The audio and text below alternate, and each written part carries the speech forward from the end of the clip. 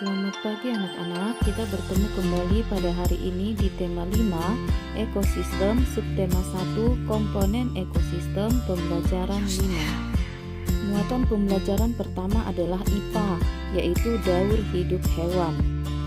Daur hidup adalah suatu proses perubahan dalam pertumbuhan dan perkembangan yang dialami hewan sepanjang hidupnya. Daur hidup hewan dimulai dari telur atau saat kelahiran hingga menjadi hewan dewasa yang dapat bereproduksi. Berdasarkan perubahan bentuk hewan, daur hidup hewan dibedakan menjadi hewan bermetamorfosis dan hewan tidak bermetamorfosis. Yang pertama, hewan bermetamorfosis. Metamorfosis adalah perubahan bentuk tubuh hewan. Bentuk hewan muda sangat berbeda dengan hewan dewasanya. Ada dua pengelompokan metamorfosis berdasarkan tahapan daur hidupnya. Yang pertama adalah metamorfosis sempurna. Metamorfosis sempurna dicirikan dengan bentuk tubuh yang sangat berbeda antara bentuk telur saat menetas dan bentuk dewasanya. Contohnya adalah lebah, nyamuk, ngengat, kupu-kupu, dan lalat. Yang kedua, metamorfosis tidak sempurna. Metamorfosis tidak sempurna dicirikan dengan bentuk tubuh hewan muda yang tidak berbeda dengan dewasanya. Contohnya adalah belalang, capung, dan kecoak. Berikut ini adalah contoh daur hidup hewan kupu-kupu yang mengalami metamorfosis sempurna, di mana dimulai dari telur, kemudian ulat atau larva, kemudian berkembang menjadi kepompong atau pupa, kemudian berkembang menjadi kupu-kupu muda, dan kemudian menjadi kupu-kupu dewasa. Lalu gambar yang kedua adalah contoh hewan yang mengalami metamorfosis tidak sempurna, yaitu kecoa, di mana dimulai dari telur kecoa, kemudian berkembang menjadi anak kecoa, lalu tumbuh menjadi kecoa dewasa. 2.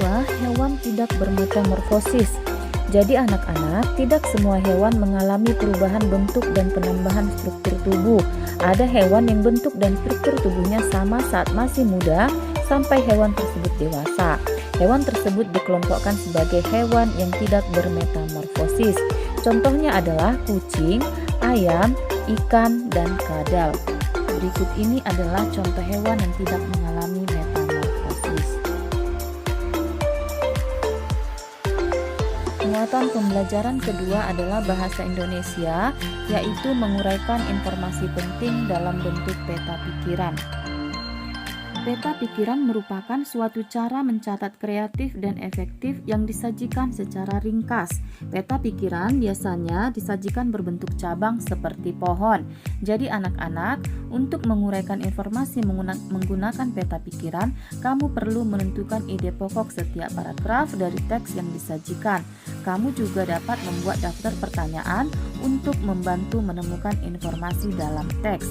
Jadi dalam membuat pertanyaan dapat menggunakan kata tanya ya, baik itu kata tanya apa, siapa, di mana, kapan, mengapa, dan bagaimana. Setelah menentukan ide pokok teks serta jawaban dari pertanyaan yang diajukan, kamu dapat menuliskannya ke dalam suatu peta pikiran. Berikut adalah contoh dari peta pikiran.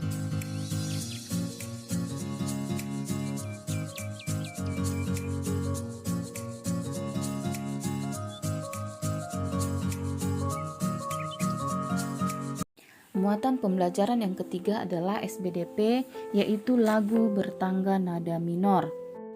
Berikut adalah ciri-ciri lagu bertangga nada minor.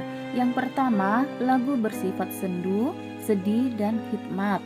Lalu yang kedua, jarak atau interval nadanya 1, setengah, 1, 1, 1, setengah, 1, 1. Lalu urutan nadanya dimulai dengan nada A atau La dan diakhiri dengan nada A atau E ya.